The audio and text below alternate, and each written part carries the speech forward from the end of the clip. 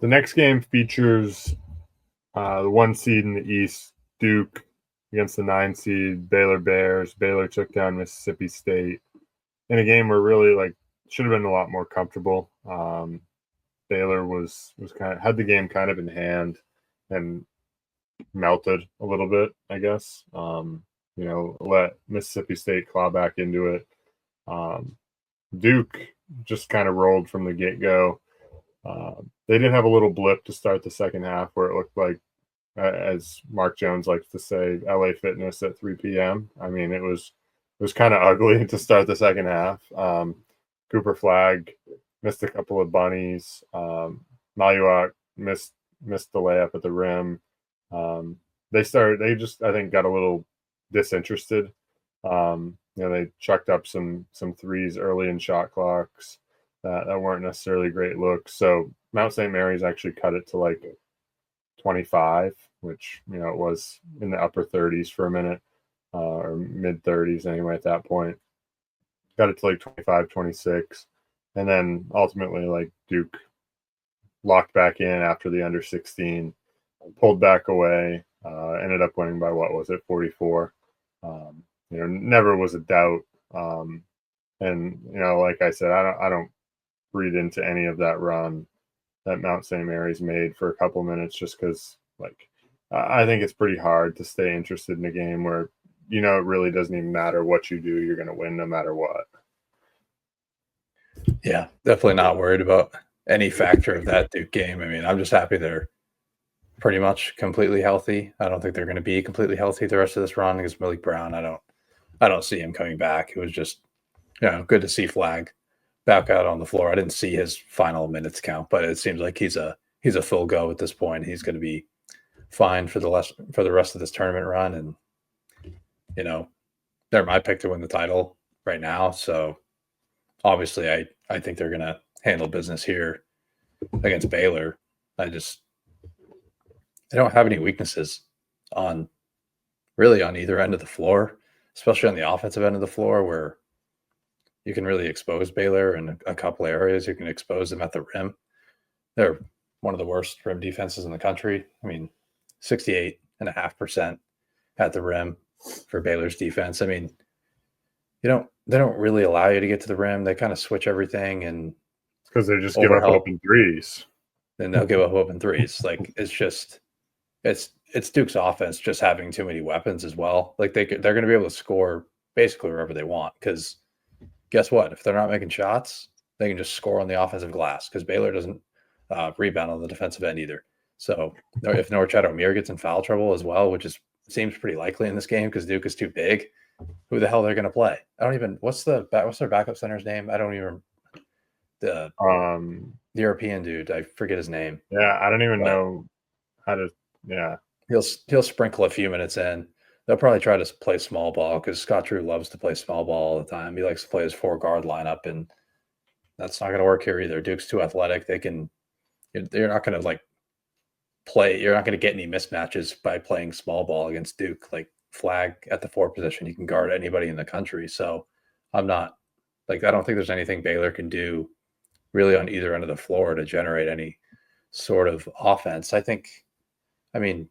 Duke's playing pretty much all drop coverage with Maluak now because Brown's out. They would blitz when Brown's on the floor and pick and roll. So maybe there's some mid-range creation to be had for Baylor. They do have mid-range shot makers, and they are a talented offense off the dribble.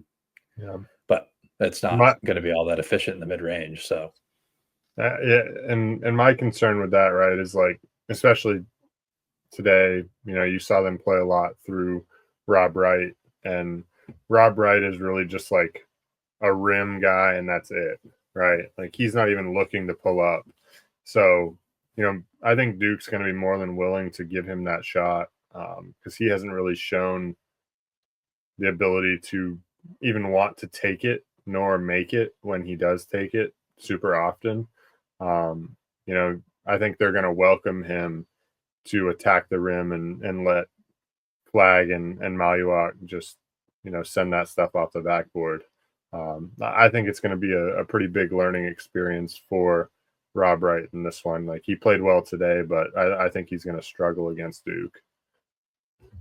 For sure. Yeah, they're going to turn him into primarily a rim scorer. So and he's not going to have any outlets to facilitate because they're going to stay connected on the perimeter. Because they do have different defensive schemes depending on which center's on the floor, and now they're kind of sticking to that drop coverage scheme. So I think, yeah, it's going to be up to the mid range creation of Baylor, but Duke defends dribble jumpers in the 91st percentile, so it's not like you really have an actual avenue. Duke is just ridiculously good. I mean, my only concern with them would be like, are we, I don't know, kind of just caught up in the fact that they played in the ACC all year, and are we just buying into them a little bit too much? I don't think so. The more I watch them, the more I think they're the best team in the country. Like that game midseason against Illinois, or like what was that, about a month ago at this point? They beat them by 45. Like they've shown that they've made real improvements from the beginning of the year where they lost to Kentucky and Kansas, and yeah, they're probably the best team in the country for my money. There's no weaknesses on either end of the floor that I can identify. So, I mean, they don't get to the free throw line. Is that the only one? But they make shots at an elite level, so it doesn't really matter. So, yeah, I think Duke rolls here. I think there's potential for them to win by 25. Yeah. I think Duke, like you said, is going to absolutely hammer them on the offensive glass. The size is just the size and athleticism of Duke's like front court is going to be a major problem. And then, on top of that, right, like when they do get offensive rebounds, they can finish at the rim. Like you said, Baylor gives up 68.5% at the rim, or they can spray to shooters.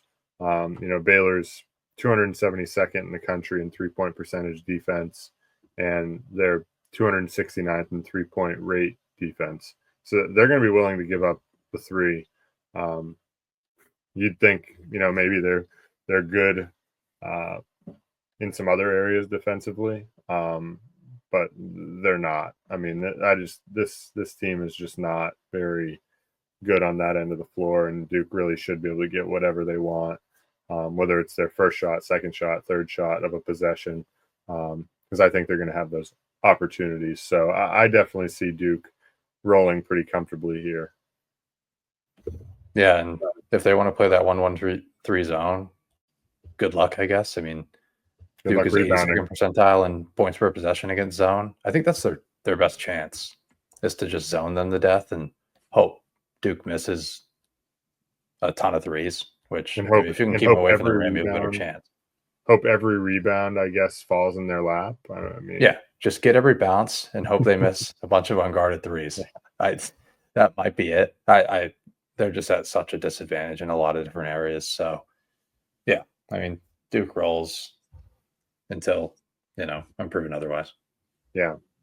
So expect Duke to roll here, advance to the Sweet 16, waiting for the winner of Arizona and Oregon.